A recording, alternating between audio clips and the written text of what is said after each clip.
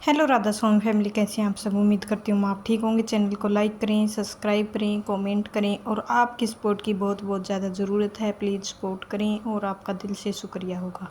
Comment में राधा स्वामी ज़रूर लिखें और वीडियो को लाइक ज़रूर करें। आपका दिल से शुक्रिया होगा राधा स्वामी जी।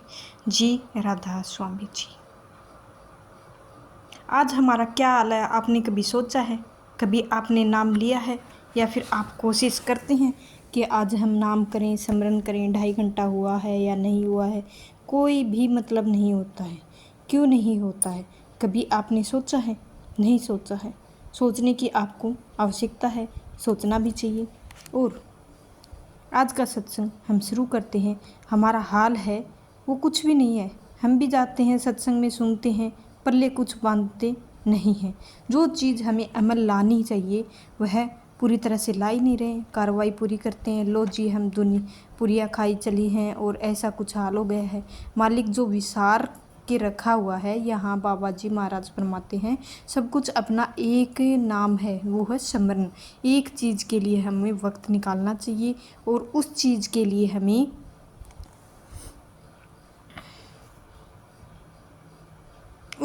लिए हमें समय निकालना चाहिए। और हमारे पास वक्त भी नहीं है उस चीज़ के लिए, लेकिन हमको वक्त निकालना है। क्यों निकालना है? क्योंकि हमको उन्हीं में लीन होना है और उन्हीं में ही हमें सब कुछ मिलेगा और किसी के चक्कर में कुछ भी नहीं मिल सकता है। हम याद नहीं करते हैं कितनी बड़ी हमारी मूर्खता है। इतनी मूर्खता तो हम ज्ञान ध्यान धुन जानकर और अवकाश में भी हमें चौजुगी सोचो सच सुनाई वाणी में हमें किसी प्रकार से कोई कसर नहीं छोड़ी है और पूरे अच्छे से वर्णन किया है। बड़ी मिसाल तो यही है कि पुतली कपड़ होए पर ये मत पापे संग तो तोप के पे नावी रंग। जब कोई कपड़ा इतना मैला हो जाता है, हम धोबी के पास लेकर जाते हैं और बोलते हैं भाई साहब इस पर रंग चढ़ा दो, तो धोकर उसका रंग साफ कर दो, तो वो बेकार ही धोएगा धोबी और बेकार नहीं सॉरी अच्छे से धोएगा धोबी और रंग चढ़ा दे जाता है। तो रंग चढ़ाया जाता है, उसके बाद में पता ही नहीं चलता है कि हमारा ये न्यू कपड़ा है या पुराना है। कपड़े के ऊपर ऐसा रंग चढ़ा देगा कि उसमें शब्द की और घोड़े के रंग विच रंग दी हो मिलिया साड़ रहा। बाबा जी ने यह मिसाल देने के लिए कहा है। मेरा मकसद सिर्फ यही है, हम अपने ध्यान अंतर्मुखी करें और अपने असली मकसद की ओर चलें। उस चीज़ को हमें पहचानने की असली मकसद में भटक चुके हैं, कोसों दूर जा चुके हैं। अपने ध्यान को एकार करना है और सब फजूल में भाई सब फजूल में देखो, कोई सरोवर में जाता है तो कोई मानसरोवर में जाता है, तो कोई डुबकियाँ लगाता है तो कोई सच्चा तीर्थ कहा जाता है। सच्चा सरोवर कहाँ है भाई? अंदर है। बाहर कुछ भी नहीं है, बाहर तो सिर्फ महापुरुष के निचोड़ है, वही है। हमने तो उनको एक शक्ल दे दी है।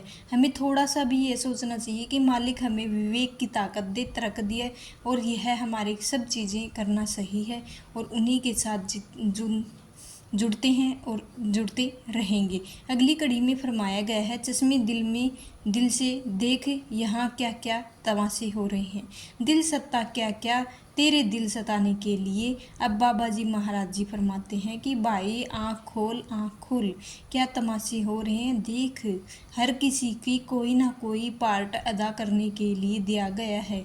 जो भी यहाँ बैठकर सबको एक मालिक का पार्ट अदा करने के लिए कह दिया है। कोई माँ का पार्ट है, कोई अदा कर रही है, कोई बहन का पार्ट अदा कर रहा है, कोई भाई का अदा कर रहा है, कोई बाप का अदा कर रहा है। अलग अलग यह दिए हुए हैं। सब पार्ट ख़त्म हो जाएंगे जब हम उस मालिक में समा जाएंगे। तो अब हमें यहाँ एक बाबा जी डेरा ब्यास में बताते हैं जुत्थे की कहानी। एक बाबा जी ने साखी सुनाई। छोटी सी थी, प्यारी बहुत थी, अपनी बीवी से बहुत ही प्यार करता था। जब उसकी बीवी परेशान होती थी बहुत ज़्यादा, तो उसके दिल यह चाहता था कि मेरी बीवी का क्या होगा, क्या हुआ होगा, मेरी बीवी कहाँ पर होगी और वह कैसी होगी, तो ठीक तो होगी या फिर बुआ के साथ थोड़ा सा लगाव था और उनकी बुआ उनके पास आकर बैठती थी। वह पूछते रहते थे कि क्या हुआ होगा, वैसे वैसे बहुत ही पूछते थे। तो बुआ जी ने कहा, मेरी बात हुई है, आपकी बीवी से बात हुई थी, मेरी और दीवान साहब के मन में एक जिज्ञासा पैदा हुई, आप बताएं कि उन्होंने मेरे बारे में क्या कहा है। तो बुआ जी ने बताया कि आपका नाम पुकारा कि दीवान साहब जी उतना ही प्यार करते हैं।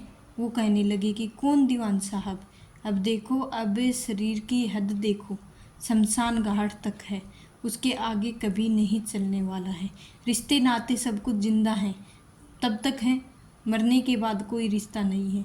हमारी बहन नहीं है, भाई नहीं है, माँ नहीं है, बाप नहीं है, मरने के बाद सब कुछ ख़त्म हो जाता है। तो जो झमेला है हमारे मन में, बहुत सारे विचार हैं, करते हैं हम।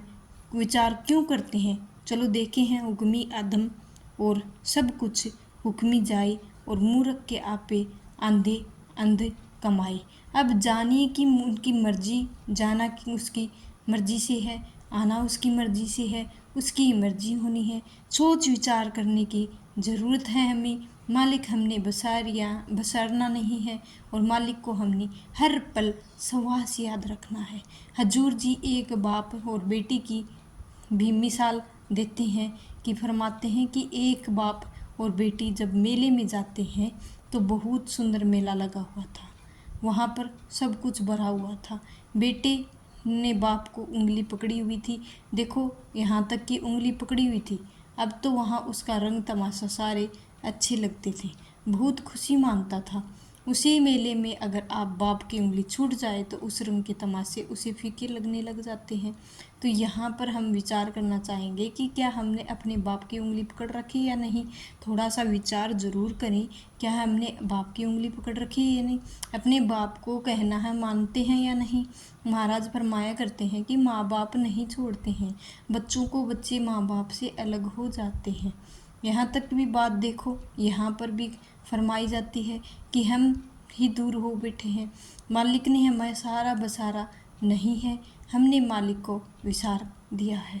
यहाँ एक वाणी है, मिसाल है, बाबा जी ने जत्थे पथा महाराज गुरु प्रसाद उबरे, सच्चा नाम संभाल रे बाबा जी। महाराज जी ने फरमाया है, नाम से यह सारी सृष्टि बनी है, नाम से ही अगर नाम बिखर गया है ना तो वह तबाही मचा देगा, प्रलय आ जाएगी। तो यहाँ पर सबसे पहले हमारा काम क्या बनता है, हमने क्या करना है, हमने इन सारी झमेलों को बाहर निकलना है।